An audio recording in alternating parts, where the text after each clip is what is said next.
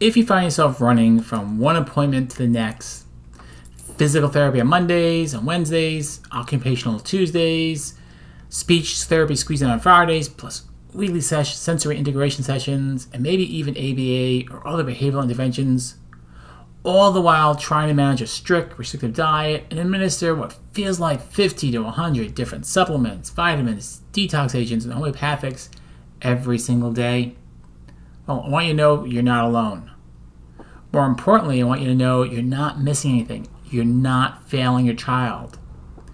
The truth is, you may actually be doing too much. In the quest to help your child heal, develop, and regulate, it's easy to fall into the trap of constantly adding more and more therapies, more protocols, more supplements, without realizing that their nervous system may already be at or beyond capacity. When the brain and body are stuck in a constant state of stress, sympathetic overload, vagus nerve dysfunction, subluxation, dysautonomia, even well-intentioned interventions can become overstimulating and in some cases even counterproductive. That's why so many families we work with report that despite doing everything right, the child is still stuck, plateaued, or even regressing. And it's not because you haven't found the perfect protocol or the right combination of therapies. It's because healing doesn't come from piling on more, it comes from starting at the foundations. And oftentimes the most powerful next step isn't another supplement or session, but rather taking a step back, calming the chaos, and working to first regulate and restore the nervous system. This video is for exhausted parents whose children are enrolled in multiple therapies but experience plateaus, regression, or continuous struggles despite significant investments of time, money, and energy in various interventions. We're revealing why multiple beneficial therapies can actually cancel each other out when applied to an already overwhelmed nervous system, and how understanding proper sequencing, starting with nervous system restoration and regulation first, can transform your child's therapy journey from exhausting to extraordinary.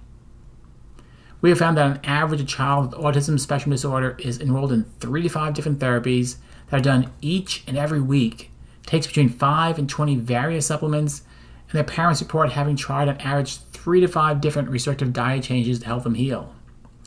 Total load?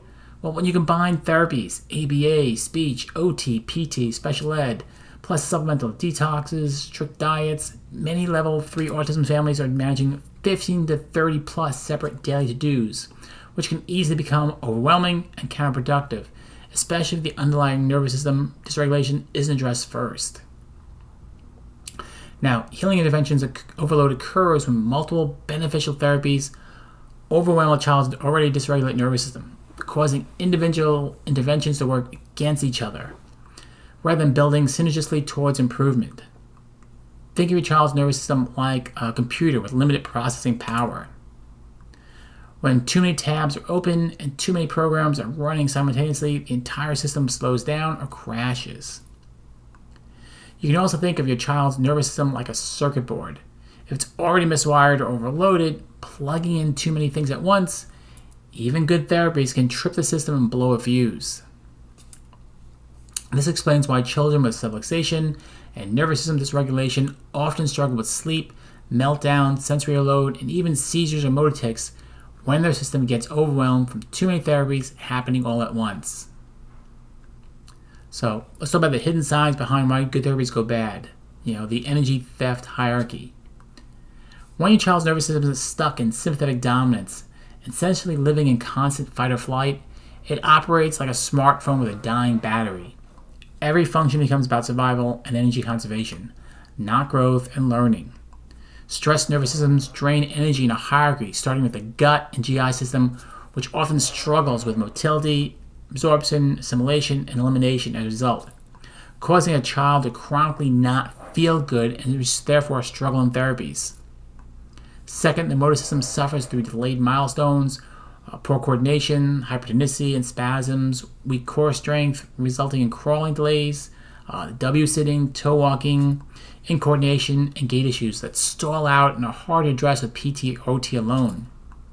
Speech issues are also at the root of neuromotor dysfunction. Third, immune function deteriorates, leading to chronic inflammation, frequent ear infections, antibiotics, more infections, asthma, and autoimmune conditions. If your child is sick all the time, they either can't even make it to therapies or can't get much out of them. And this is why millions of kids today still struggle with chronic gut issues despite having pristine diets and thousands of dollars worth of supplements. The problem is not with their nutrition, it's with their neurology. Next up is a transformative solution, sequential healing that actually works. The answer isn't to abandon beneficial therapies. It's to understand the proper sequence for introducing them, creating what we call the multiplier effect, where each intervention becomes exponentially more effective. So phase 1, focus exclusively on high-frequency, neurologically focused chiropractic care to address subluxation patterns and restore proper nervous system function, implementing a less is more approach by pausing most other major interventions. And so consider this building the foundation. Phase 2 strategically reintroduces support for the core 4 functions: sleep, gut, and GA function, immune balance, and motor development. These foundational systems must be aligned before higher level functions like speech or academic learning can develop properly. And the best place to start within phase 2 is the motor system. As you'll see now, you'll see a child be able to benefit so much more from PT, OT, and speech therapy once their nervous system is better regulated, connected, and coordinated. And in most cases, when a full care plan of neurologically focused chiropractic is done right and done fully, primitive reflexes will fade and integrate on their own. And finally, after the neuromotor system is working better, you can begin to better support the gut immune system and work on detoxification and elimination more smoothly, safely, and effectively. And phase 3 is where the magic happens. With a regulated nervous system and stable foundational functions, previously ineffective therapies can produce dramatic results, and children with regulated autonomic function experience exponentially better therapy gains and start to really catch up and get back on track developmentally. So, how do I find out if my child is dysregulated and overloaded? Well, start first by doing an honest gut check on their progress and what your parent gut is telling you may be going on. Are they moving things forward, leaving your child stuck, or making things worse? Second, we use advanced insight scan technology to precisely measure nervous system dysregulation, subluxation, and vagus nerve dysfunction to see if your child's nervous system is completely overloaded, overwhelmed, and exhausted, meaning they would struggle to gain benefit from other integrated therapies. And this gives parents confidence to trust the process and resist the urge to add more interventions prematurely. Because clinically, we know that scans will often improve before signs, which means true foundational neurological healing is happening first.